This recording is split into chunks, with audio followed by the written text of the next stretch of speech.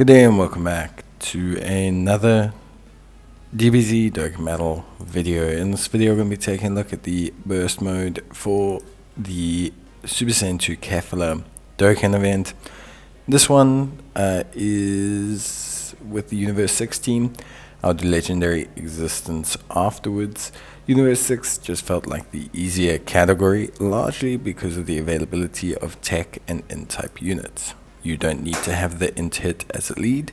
You can take a friend lead, and there's two tech leads for Universe 6, being the Kale and Caulifla, and also the tech hit. So either one of those is great. There is also, in terms of Universe 6, a lot of great, pretty solid free-to-play options. In terms of tech and int, you have the tech Super Saiyan 2 Kaba, and you also have the int Caulifla, and then we also have the two World Tournament options as well, which I'll be using, the TEQ Kale and the int Caulifla.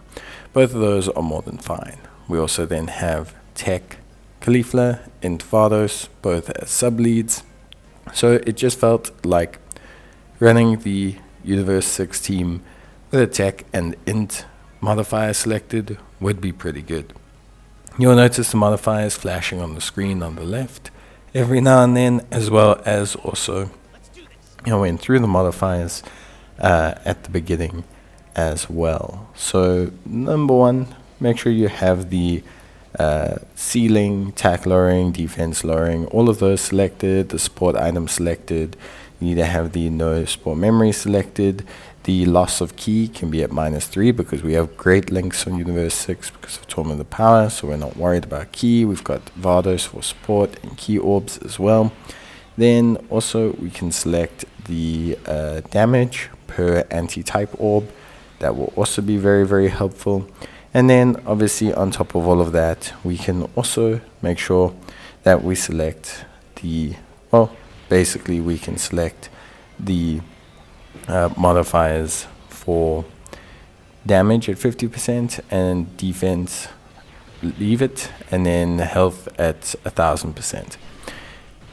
Basically, you don't really have a high chance of dying here. The boss is not doing that much more damage than a standard Dokkan event, and all of these units, even the free-to-play ones you might take, are all more than fine to deal with that increase in damage.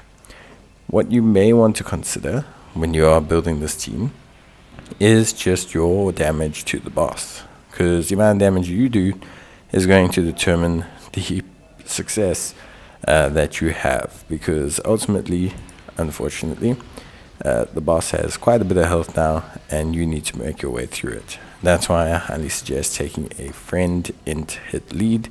It is very, very important. It helps out a ton and it makes things way easier. So taking a int hit lead is way, way easier to do than anything else, because a int hit just does so much damage. If you've got your own, you can of course use your own, but just taking a friend will basically guarantee that you always get it pretty much done on hit's turn. The only other real suggestion would be to save his active skill.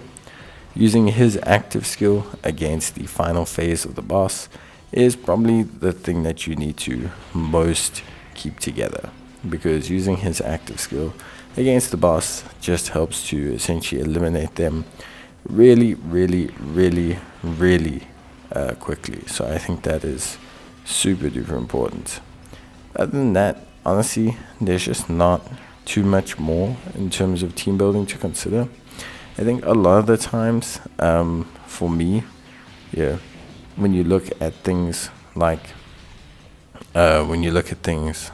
the power of the Caulifla, and you look at things like the free-to-play units, these are just stopgaps until you can get to your next rotation of int hit. You're not relying on them to really pump out the big damage. You're not relying on them to do huge things. So try and keep that in mind and you should be good to go. But other than that, I think you're pretty much rock solid. I don't think there's too much else to consider. You'll see how much damage I took from the same type orb, so obviously be aware of that, especially when you are nearing the end. But as long as you don't pick up like a full field, your chances of being eliminated by the enemy are not very high, just because they just don't do enough damage really.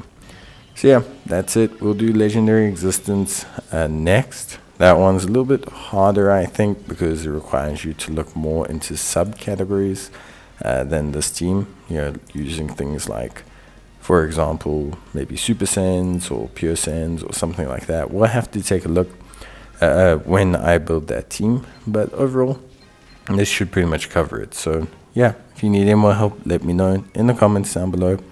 But otherwise, I'll see you guys in the next one. So until then, take care, stay safe, and thanks for watching. I will see you guys in the next video.